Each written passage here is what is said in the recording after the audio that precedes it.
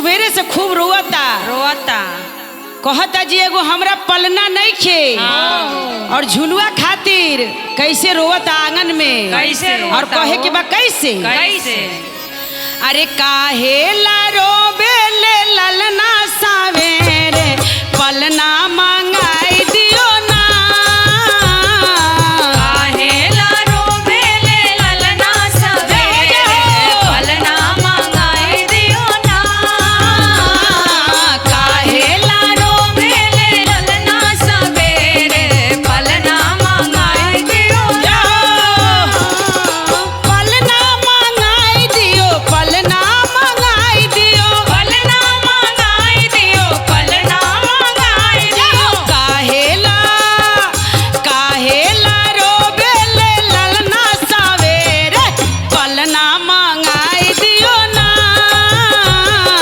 काहे ला रोबे ले ललना सवेरे पलना मंगाई दियो ना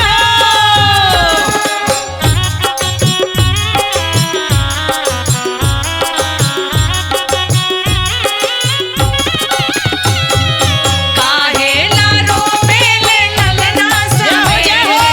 मिजाज में रही काहे ला रोबे ले ललना सवेरे पलना मंगाई दियो ना और कैसे असोधा मैया से कहे के बा कैसे? जे ललना खातिर एगो पलना ली आई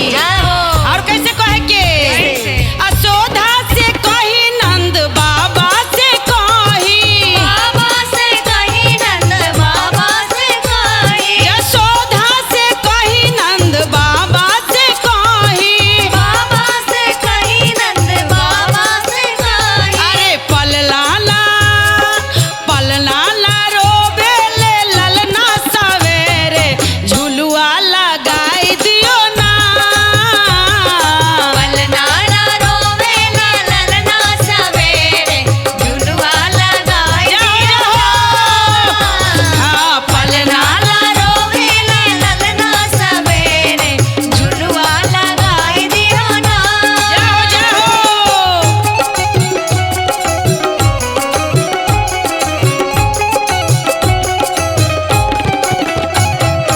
काहे ला रोवे ला ललना सवेरे पलना मंगाई दियो ना काहे ला रोवे ला ललना सवेरे पलना मंगाई दियो ना और कैसे कहे के गोकुल में झूले वृंदावन में झूले वृंदावन में झूले वृंदावन में झूले गोकुल में झूले वृंदावन में झूले वृंदावन में झूले वृंदावन में झूले अरे मथुरा में झुलुआ लगाइयो कन्हैया झुलुआ लगा